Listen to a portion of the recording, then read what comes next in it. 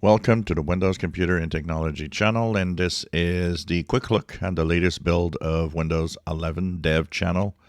So this is build 25.236 that was released today, November 2nd, 2022.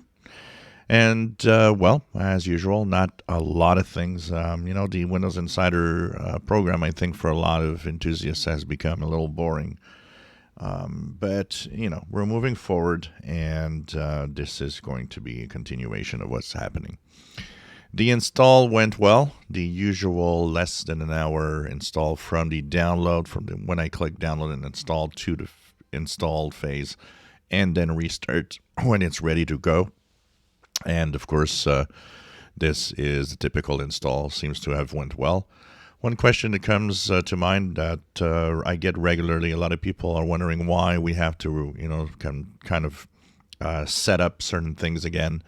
These are big installs, and a lot of the different features and the settings that we have sometimes need to be redone. For example, in my case, OBS Studio needs to be set up again with my audio device when we have a new build every time.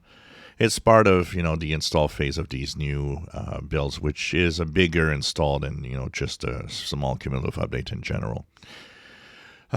We don't have much, except that now we have tips that are available. So the search here will get the possibility to have some tips showing up to kind of tell you, well, there's faster ways of using the search. You can just Windows key and S and all sorts of things here.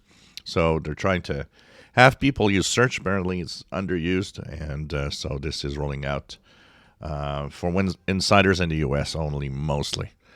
Some of you, once again, might see that there are some tweaks and some changes into the widgets panel. It is actually a little more rounder and has a few little things that have changed.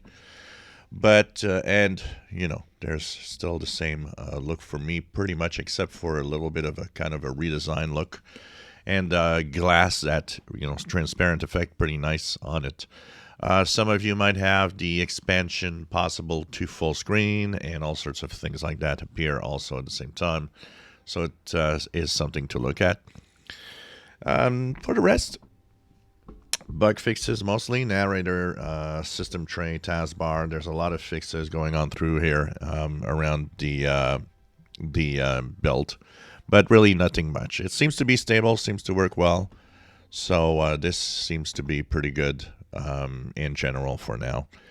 So not that much more to say. Of course, we'll try to see if there's anything else. There are hidden features in here. I see a lot of posts of hidden features that can be, with a specific tool, can be actually turned on, but nothing front-facing for the standard user. If you enjoy my videos, please subscribe, give us thumbs up. Thank you for watching.